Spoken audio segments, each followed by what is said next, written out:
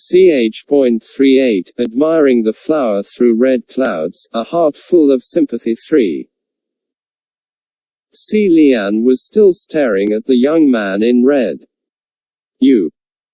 He wanted to say something, but under the gaze of numerous pairs of eyes, and the unreadable expression on Hua Cheng's face that didn't seem to show signs of recognizing him, Xianle debated whether he should act so familiar with him. If it was intentional, then it wasn't his place to say too much either. So he simply said, "Thank you." "Why thank him?" Lang Qianchu demanded. "This place is owned by him, he probably had malintentions since the beginning."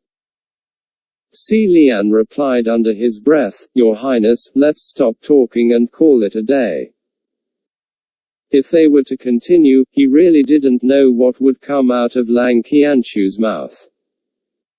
Especially with the mission at hand, Xianle couldn't afford to stay long. He looked at Hua Cheng a couple more times and pushed Lang Qianchu towards the exit. Just as he did so, Hua Cheng's voice called from behind him. "Hold it." Xianle halted his step and turned around. The chatter among the crowd started again. "That's right, my lord, we can't just let them leave like this. That guy's suspicious. He looks to be quite powerful, and is probably hiding something. If you ask me, we should keep him here and interrogate him." "Exactly, who knows if he's a spy sent from whichever organization to cause trouble in our world." That last sentence almost stopped his heart. They really did come from the heavens, but the intent wasn't to cause trouble, only quiet probing. Xianle wasn't sure if Hua Cheng had seen the spiritual light that Lang Qianchu had released before, and he wasn't 100% certain Hua Cheng would let them go. If he did see. Xianle was growing increasingly anxious, but the tone Hua Cheng spoke in was laid back. "Shouldn't you leave the prize?" Xianle was lost. "Prize?"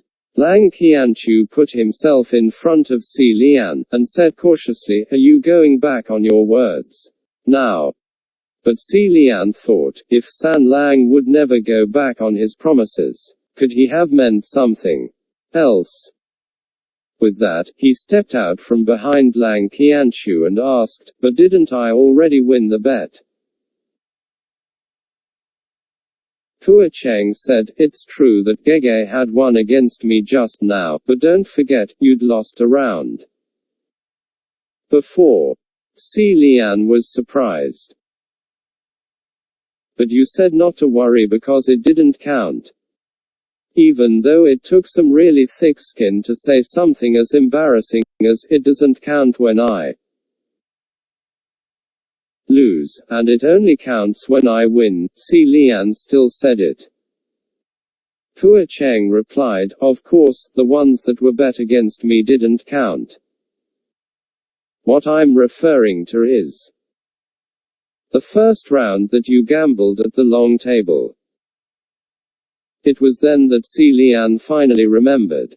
Hua Cheng was talking about that time when he wanted to test out the lowest he could roll, and had ended up throwing out a double 6 instead. Lang Qianchu whispered, "I told you he didn't have good intentions and wouldn't let us leave here that easily. I won't get sealed again this time." Seeing that he was readying himself for another fight and was eager to jump up at the chance, Xianle quickly pulled him back. "Don't worry, we don't need to use our fists." On the other end, Hua Cheng tilted his head. "How about it? Gege, do you admit your loss?"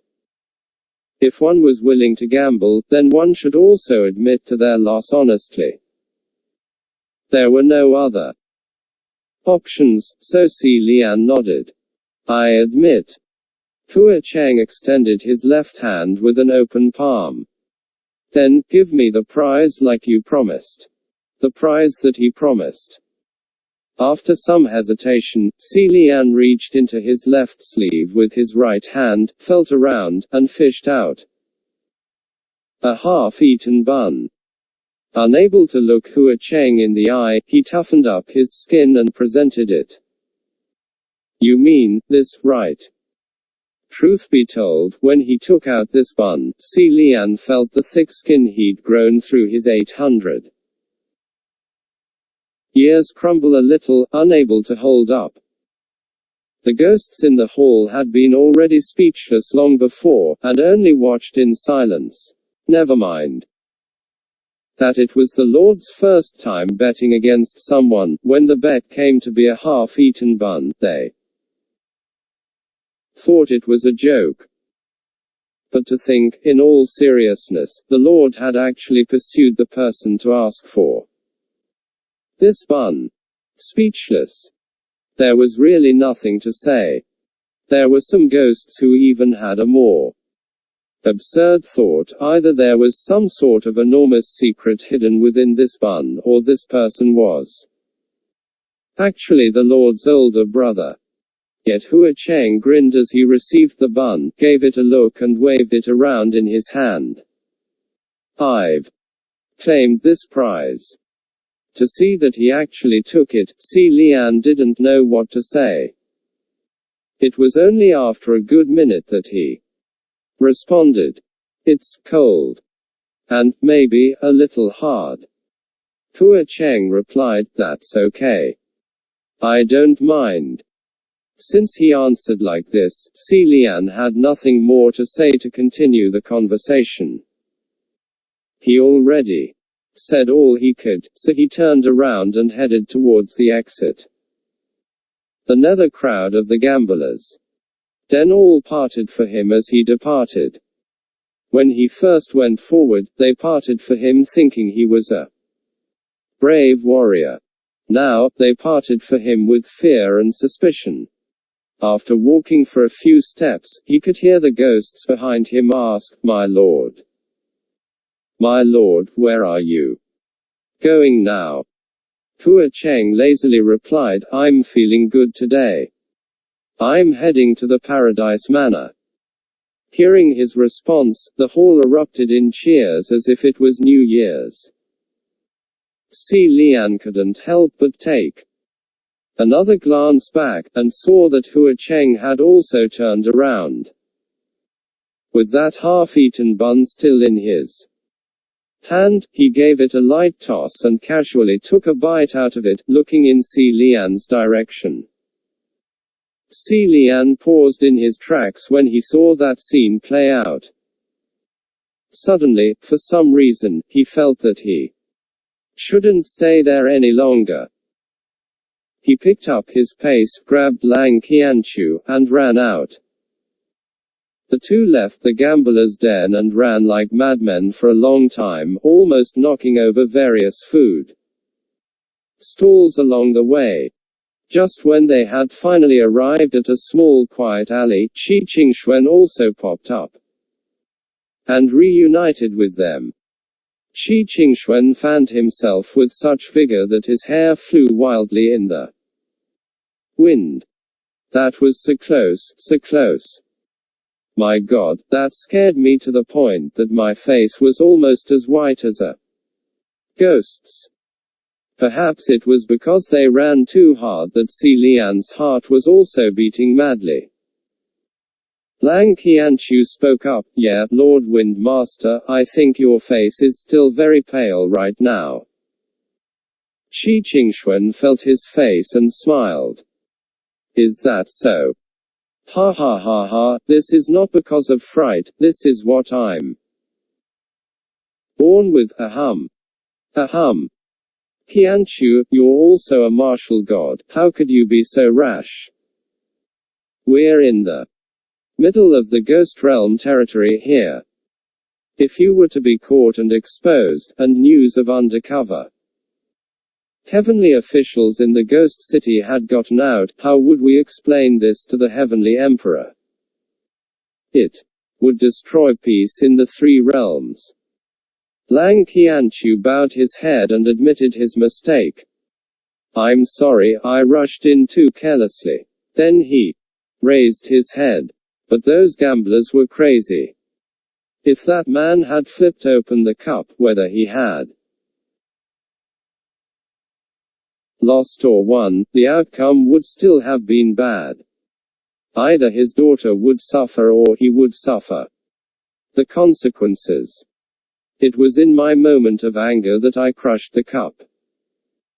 Shi Qingxuan replied, even so, you shouldn't have jumped in by yourself.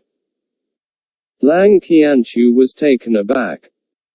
Then Lord Windmaster, what should I have done? If I didn't go in, there wouldn't be anyone who would have. His plea was so genuine that Shi Qingxuan didn't know how to respond, and tapped his fan lightly against his temple. Well, Si Lian smiled softly. Let's leave it. Lang Qianqiu looked at him. Si Lian continued, I think even if His Highness Tai Hua was to get caught and interrogated, he still wouldn't reveal his identity. But, to prevent others from picking up any clues from your words, it'd be best for your highness to stay cautious and avoid capture going forward. Lang Qianqiu nodded. Okay, I understand. Shi Qingxuan said, all right, let's not talk about this anymore. Oh right, your highness.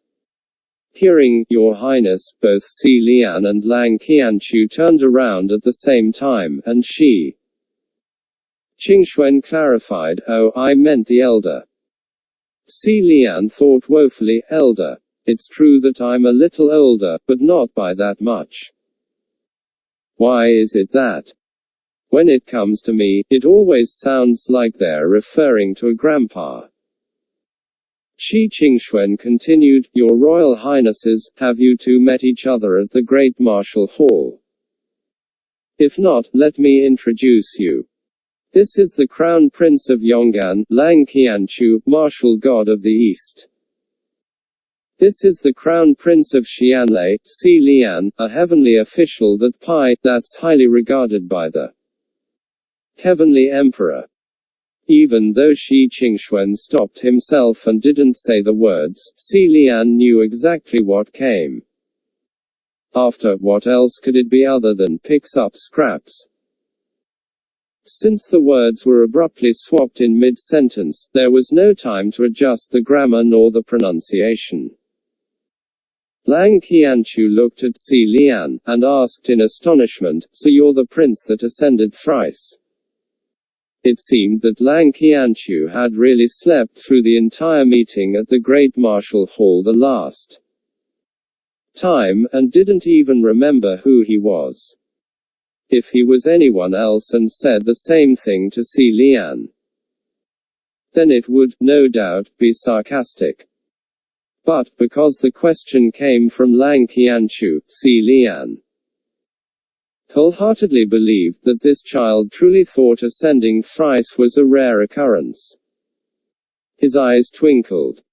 Yes, that would be me. Lang Qianqiu responded, that incident just now, thank you for helping me. Or else.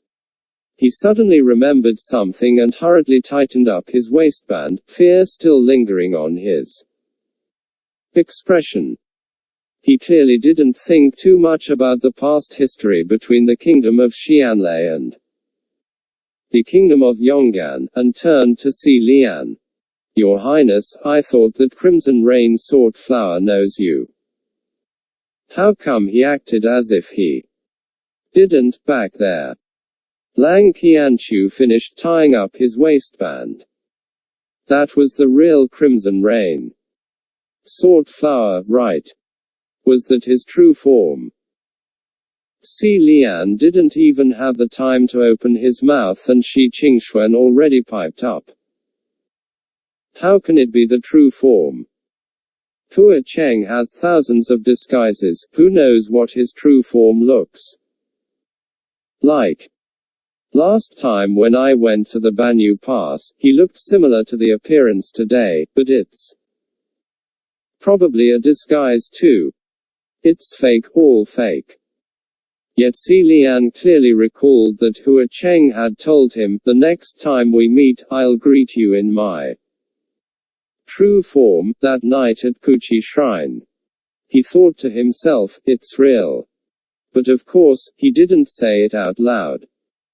Everyone was so sure that Hua Cheng must be wearing a fake skin, and him being the only one who knew it was Crimson Rain Sword Flower's true form was like learning of an extraordinary little secret. He then continued that train of thought, seeing San Lang's appearance, he really doesn't look that much different from before, only slightly older and taller. That means technically, he was pretty much in his true form the first time I met him. Strangely, Lian felt a little happy. Qi Qingxuan added from the side, people say that Hua Cheng is a strange character, and that really seems to be the case. It's obvious that he was going easy on you, and yet he pretended not to know you. Who knows what he's up to? Could it be that he wanted to catch us off guard? Lian choked. It seemed that anyone could tell Hua Cheng had gone easy on him back at the Gamblers' Den. He went easy on him, was what people were saying, but truthfully, Hua Cheng literally just let him win one-sidedly. Lang Qianchu was the only one who couldn't tell, and frowned. Went easy on him. Why? The other two patted him on the shoulder and decided it was best not to explain it to him. They left Lang Qianchu standing by himself, wondering why Hua Cheng would go easy on Lian, and whether or not the two knew each other. Lian and Qi Qingxuan turned and started walking. It seems that we have been exposed, what should we do now? Lian said. Change our disguises and try again. Personally, I don't think doing that will change anything. With His Highness Tai Hua's fight back there, Ghost City will probably strengthen their security. Qi Qingxuan replied, to be honest, I had considered the possibility of us getting exposed, but I never thought it would happen this soon. Lian sighed. I know. What's done is done, Qi Qingxuan said. Since our covers are blown, you might as well just walk in confidently and do this openly. Lian could vaguely guess what he had meant by openly. As expected, Qi Qingxuan explained, if we want to smooth out the lie, then the only way is to have you go find Hua Cheng openly, and tell him that you came here especially to see him. He knows that you're a heavenly official, right? If so, then it's pretty believable to say that you've brought a couple of little friends from heaven with you. Before Lian could answer, Lang Qianchu, who had heard the suggestion, immediately cried out, no. Qi Qingxuan looked at him. Why not? Lang Qianchu replied in a serious tone, Prince Xianle, do you really know Crimson Rain Sword Flower? I heard your conversation earlier, it seems you two are friends. Lian nodded. Then of course that plan is not feasible.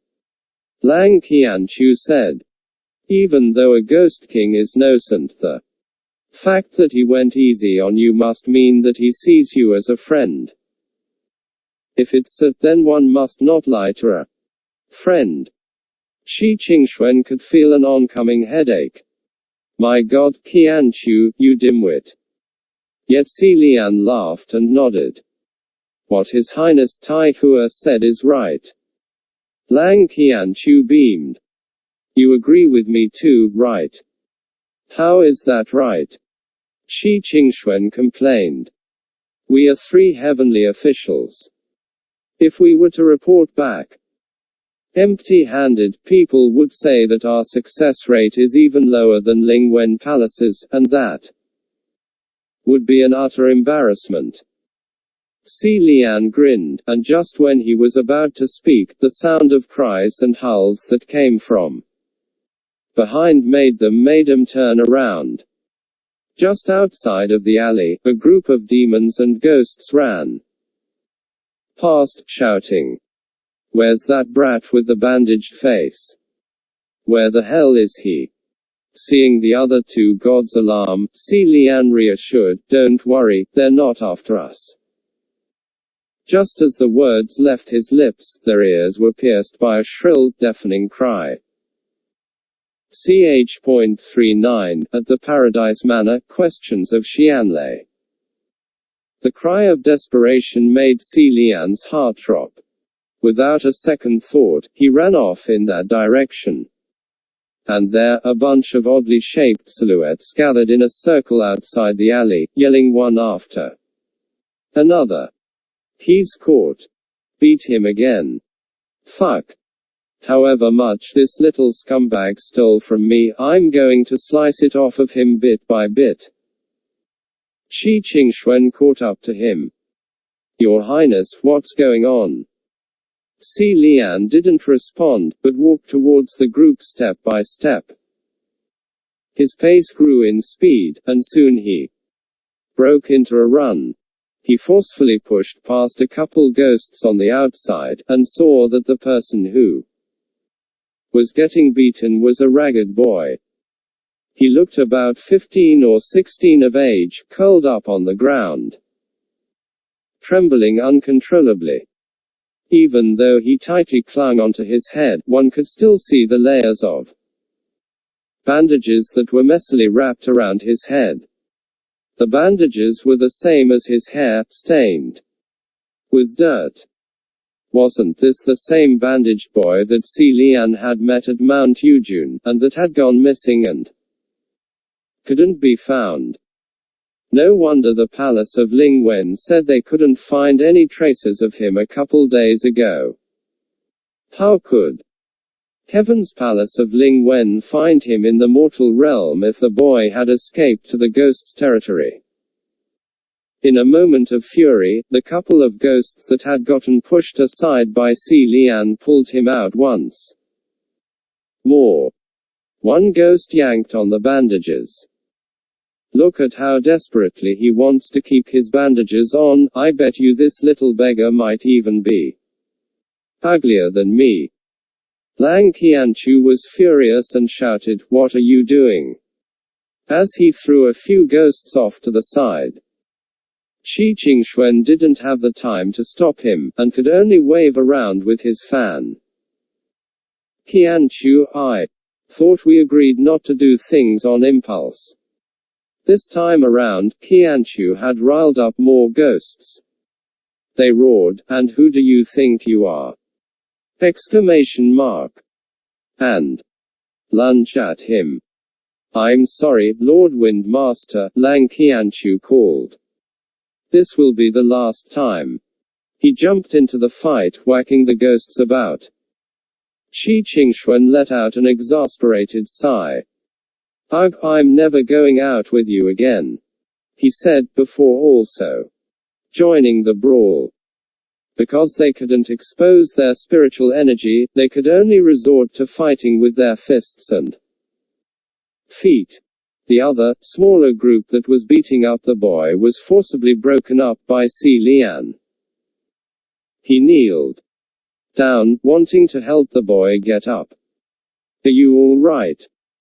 Upon hearing that voice, the boy shuddered and took a peek at him from his fetal position. Now that he had gotten a better look, Lian discovered that the bandages that were wrapped around the boy's face were soaked with blood. With patches of black and red, it was a frightening sight, the appearance even scarier than when they had last parted. The two big eyes that emerged from the gap between the bandages were clear as day, black iris against the white, yet those dark eyes that reflected Xianle's silhouette were filled with terror and fear. Xianle took the boy by the arm. Come, stand up. It's going to be okay.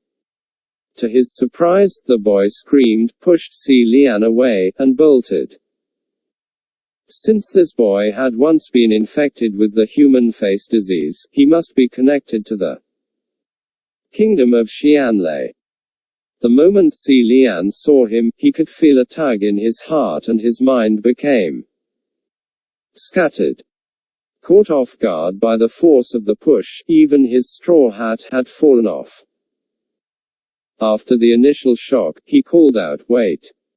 Just when Xianle was about to give chase, the few ghosts that he had pulled away earlier grabbed onto him. The boy headed down the street that was livelier than ever.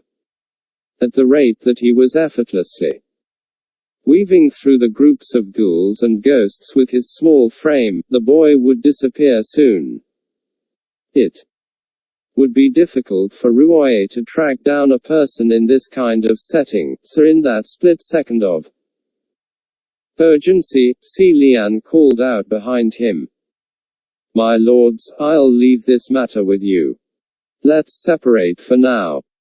Go hide and we'll meet here again in 3 days at the latest." Ruoye slid out and sent those ghosts flying in the direction of the other two officials.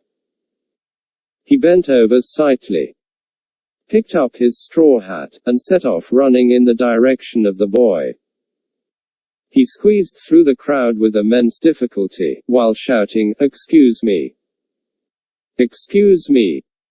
Because the boy had spent most of his life hiding in the mortal realm, escaping was practically second nature to him.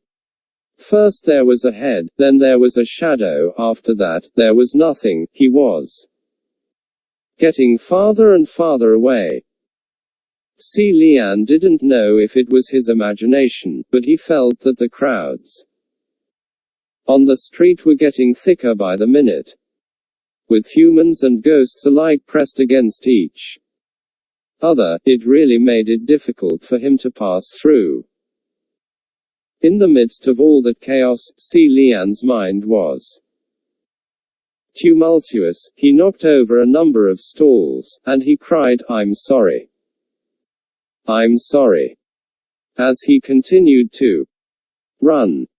Ghosts weren't ones to be crossed easily, however, and they yelled after him, "Sorry does shit catch him." Xianle felt a coldness on his back all of a sudden, as if a hand had grabbed him, and he immediately knocked it back. "Who is it?" Exclamation mark. It was hard to tell where the hand came from, but all the ghosts surrounded him, their voices screeching and terrible. "Oi! Let's teach this little pale-face a thing or two. How dare he start shit in our ghost city?" A large crowd of monsters and spirits poured out into the street, and seeing that he was about to lose that boy in the crowd, Xianle did his best to throw off the hand that caught him. "Everyone. I'm really sorry, I don't mean any harm. Let me go to find someone and I'll be back to pay you all back." The horde of ghosts were relentless. As if, in the midst of all the pushing and pulling, that boy had disappeared completely. Xianle slowed to a stop and stood where he was, dazed. Truthfully, he really couldn't be sure what he was feeling. Was it disappointment in not being able to catch the other, or was it relief that a nightmare had passed? Suddenly, there was a commotion amongst the ghost crowd, and they immediately parted to the sides, forming a path, as if someone of importance was about to arrive. Xianle came to, and saw the tall form of a black-clad figure walking straight towards him through the path created by the mob. He yelled, "Settle down. Let him go." The black-clad figure, like most of the ghosts, wore a mask.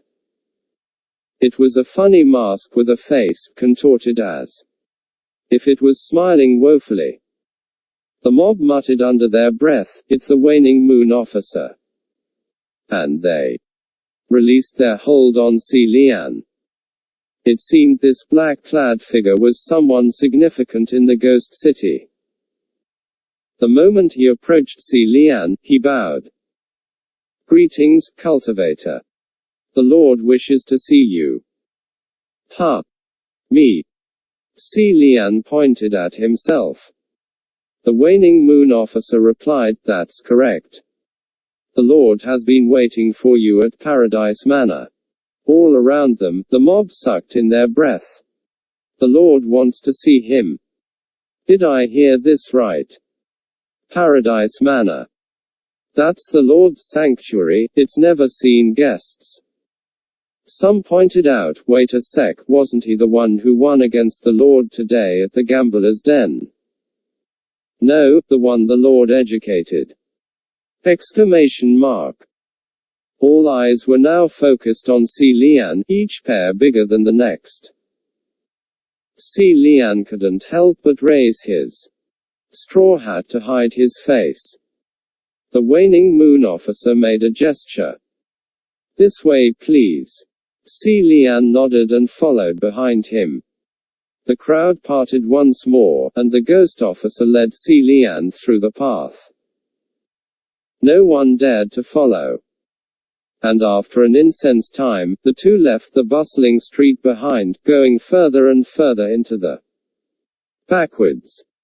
During their walk, the two didn't converse. Xianle felt that waning moon officer walked like he was going to disappear into the shadows, and followed closely. Subconsciously, his eyes swept past the officer's wrist and noticed that upon it was a black cursed circle. It was something he was more than familiar with. A cursed shackle. Exclamation mark. His eyes widened, but he was silent in his shock. Just then, the ghost officer spoke up. "We're here." Xianle looked up, and realized he had been led to a lake. There were a number of will-o'-the-wisps floating above the waters, playing around and chasing each other. Next to the lake stood a splendid golden pavilion. Both the heavens and the ghost realm had glamorous architecture.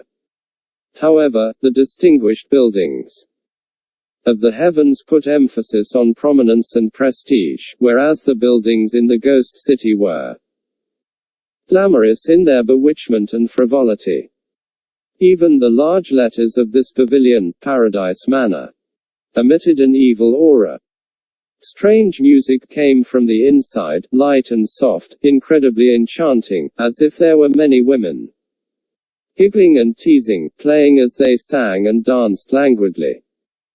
Following the music, Xianle entered the pavilion slowly, and after raising a beaded curtain, warm, perfumed air came rushing to his face. Xianle moved his head slightly to avoid getting engulfed in that scent. A thick, snow-white rug made from the fur of some unknown beast covered the floors of the great hall of Paradise Manor, and surprisingly, it was a full pelt. Many beautiful and captivating women, barefooted and clad in light silk, were dancing and playing, sensual and beguiling. The music he heard came from them. The ladies were spinning seductively like bouquets of roses covered in thorns, blossoming in the midst of night. When they spun to Xianle, they playfully teased him with their eyes. If any passerby of the night were to accidentally intrude upon this scene, surely they would be even more frightened or enchanted.